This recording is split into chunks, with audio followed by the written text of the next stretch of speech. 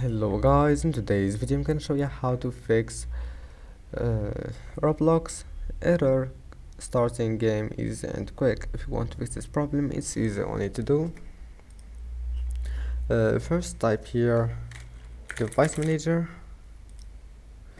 and now once you're here, go to network adapters and make sure to update all those drivers here.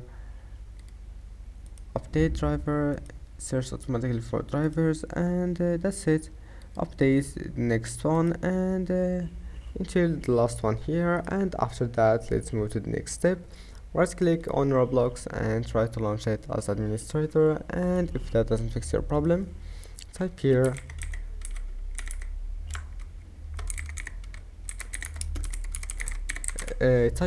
view network connections, and now once you're here, right click on your connection and click properties, and now click this one, protocol internet version 4, and click properties.